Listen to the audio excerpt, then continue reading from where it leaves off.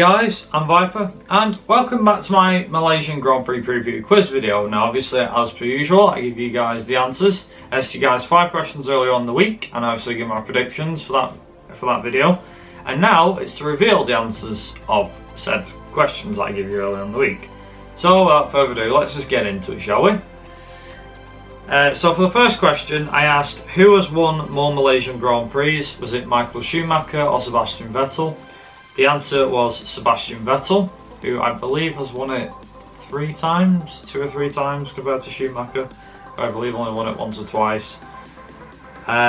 Question 2, I asked which constructor has won the Malaysian Grand Prix the most.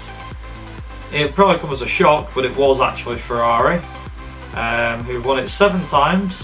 The race has obviously been held since 1999, so we've had, in what, 18 years, we've had a fair few different winners, and Ferrari seems to win it the most.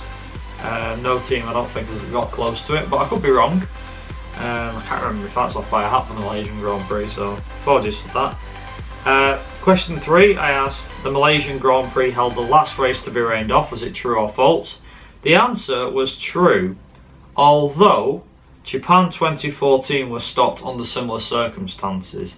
Now obviously it was mainly because of Jules Bianchi's tragic accident, which at the time no one knew was, fatal, what would become a fatal accident. But it was rained off. If you remember the race, it was very, very heavy, wet conditions, and obviously they decided to stop it after Bianchi had his accident. But that was mainly because not only because of him going off the track, but because of the rain intensified and got heavier, and obviously they went, no, it's just becoming too bad of a downpour, so we're not going to do it. So theoretically it should be Japan 2014, not Malaysia, but considering Malaysia was red flagged and all the rest of it, and that was completely down to the weather and nothing else, then it was Malaysia 2009. Question 4, I asked which one of the following drivers has earned the most points at Malaysian Grand Prix? Was it Webber, Button or Barrichello?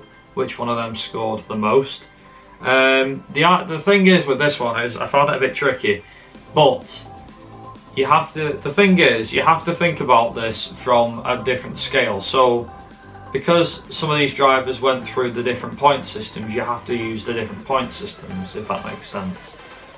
So you use the 10, 8, 6, 4, 3, 2, 1, whatever it was, the top 6 point scoring for Webber, Button and Barrichello, and also the 25, the top 8 scoring, I think, which was valid from 2007 or 2008, or I might have been a bit early, 2005. And then obviously the introduction of the 25, 18, 15, 12, 10, which we use today, from 2010 onwards. So out of all the drivers, it was actually Mark Webber who had the most points. In total he had 63.5 points. I believe Barrichello and Button had a lot less than that.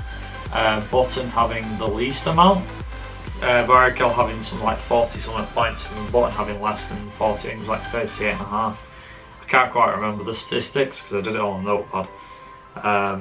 But yeah, Webber had the most points in the end. And finally the last question, Kimi Raikkonen won his first Grand Prix in Malaysia back in 2003. But who finished on the podium with him for that race? The answers were Barrichello and Alonso. And that is everything.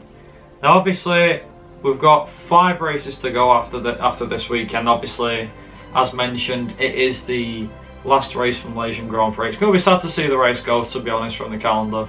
But obviously, like the government was saying, they can't afford to fund it anymore. And to be fair, it's not sprung up some good races in recent times. It has on some occasions, like 2009, 2003, 2001, 2009, 2013, I think, maybe 2010, I'm not sure. And obviously 2015 and 16, I'd say, despite Lewis winning.